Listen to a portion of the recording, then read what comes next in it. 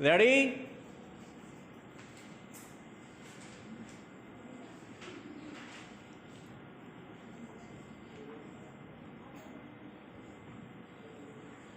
Start.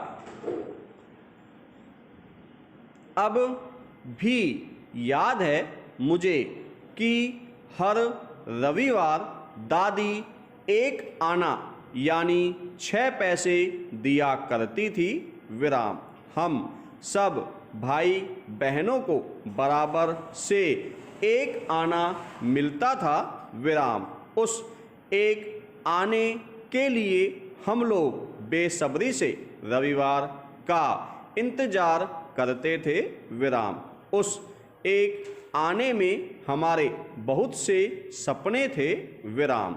उसे लेकर दोपहर से शाम तक बाजार में घूमते फिरते गोया कारू का खजाना हो हमारे पास और उस बाजार की हर चीज खरीद सकते हैं विराम। छुट्टी का दिन होता था विराम। स्कूल और किताबों को भूल जाते थे विराम। टोली में बाजार जाते देख माता पिता भी बेफिक्र हो जाते विराम। बाजार हमारे आनंद की जगह थी विराम। एक दुकान से दूसरी, दूसरी से तीसरी, तीसरी से चौथी और पांचवी विराम। इस प्रकार पूरे बाजार के चक्कर इस आशा से काटते थे कि एक आने में अपनी पसंद की हर चीज खरीद लें विराम। मगर उस समय एक आना विनिमय की सबसे छोटी राशि होती थी विराम। फिर भी इस तरह बाजार में घूमने फिरने में आनंद तो आता ही था विराम। एक नई ऊर्जा का संचार भी होता था जो बाकी 6 दिनों के लिए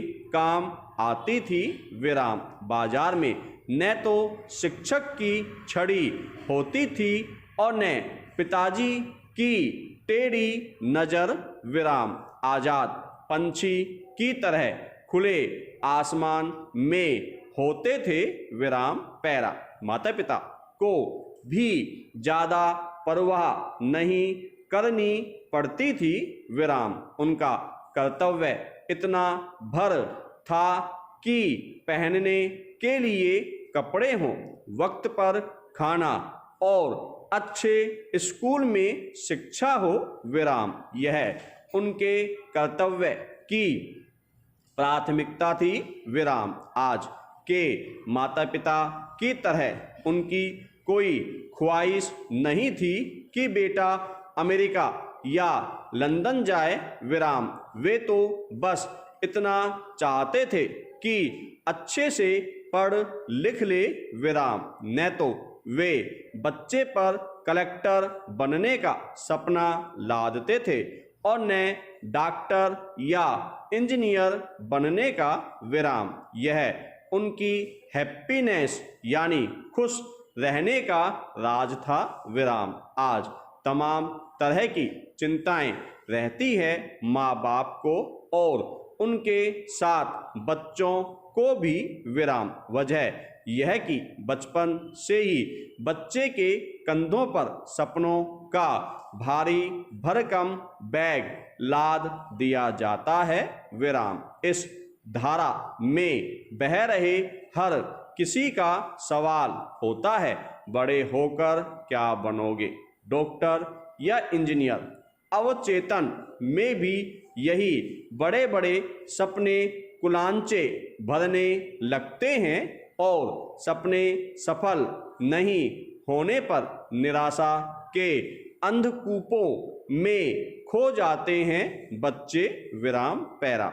अक्सर सोचता हूँ कि आज के इन बच्चों के सपने कितने अपने होते हैं और कितने उनके सिर पर थोपे हुए विराम माता पिता पर वह कौन सा सुर हावी हो गया है कि वे अपने बच्चों को बेहतर, समझदार और संवेदनशील इंसान बनाने के बजाय बड़ा आदमी बनाने का सपना पालते हैं और उस सपने को पूरा करने का भार बच्चों के सिर पर डाल देते हैं।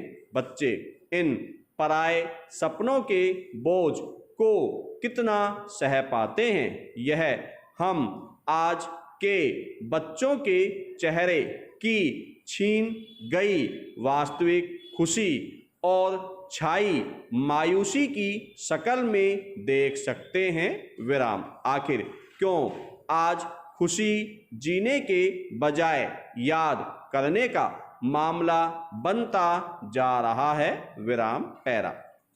आजकल हैप्पीनेस इंडेक्स यानी खुशहाली का सूचकांक की बातें जोर शोर से होने लगी हैं। विराम। मध्य प्रदेश वह पहला राज्य है जहां इस उद्देश्य के तहत आनंद भवन की स्थापना हुई है। विराम। मगर सर्वे से पता चला कि हैप्पीनेस में वह कहीं पीछे छूट गया है। विराम। मिजोरम, अंडमान निकोबार जैसे छोटे राज्य इस दौड़ में सबसे आगे निकल गए हैं। विराम। वैवाहिक स्तर, आयु, शिक्षा और आय का सीधा संबंध खुशहाली से होता है।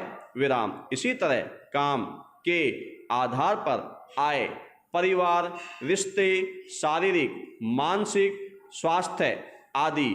विराम। सामाजिक स्तर पर धार्मिक और आध्यात्मिक पहलू इसकी कसौटियां होती हैं। विराम पैरा। सवाल यह उठता है कि हम कम खर्चे में कितना आनंद उठा सकते हैं। विराम। इसी संदर्भ में उस एक आने से हम कभी पतंग खरीद लाते थे तो कभी लट्टू, कभी कभी राई झूला झूलते थे तो कभी मीठी गली में मिठाइयाँ की दुकान से अपनी पसंद की मिठाई ले आते और फिर मिल बांटकर खाते थे। विराम। कभी छुट्टी के दिनों में सर्वसुलभ गांव की नदी में नहाने चले जाते थे तो कभी गांव के मेलों में। विराम। परिवार की तरफ से कोई बंधन नहीं था और न उन्हें चिंता फिक्र थी। विराम। हैप्पी हैप्पी थे, ज़्यादातर वक्त खुशियों में गुजारते थे। विराम पैरा। आज के परिदृश्य में माता पिता जरूरत से ज़्यादा फिक्रमंद हैं। विराम। हमेशा बच्चे को अपनी नज़रों के सामने रखना चाहते हैं। विराम। इस प्रकार बच्चा एक बंधन में कसा उबाऊ चक्र में घूमने को बाध्य होता है। विराम। बंधन में कैसी हैप्पीनेस या खुशी उसके जेहन में हमेशा मोटी मोटी किताबें, स्कूल और कोचिंग संस्थान होते हैं जहां से शिक्षा प्राप्त कर वह ऐशो आराम का जीवन जीना चाहता है। विराम। रात दिन उसी मृग मरीचिका में दौड़ लगाता रहता है। विराम। या फिर कभी अपनी कथित खुशी के लिए बड़े शहर में या विदेश भेजते हैं जहां उसकी उम्र का ज़्यादातर साल बिना माता पिता के साथ के गुजर जाता है और इसी आपाधापी में हैप्पीनेस, वास्तविक खुशी कहीं पीछे छूट जाती है। विराम। हालांकि आनंद लेने के लिए उसके आसपास बहुत से साधन मौजूद होते हैं। विराम। ये साधन उसे व्यवहारिक भी बनाते हैं। विराम। शिक्षा का उद्देश्य यह नहीं है कि बच्चा किताबों में आंख फोड़ता रहे, वह उस खुशहाली से विमुख हो जाए जो उसे हमारे आसपास है, सर्वसुलभ है। विराम। बिना पैसे खर्च किए मिलने वाली है विराम।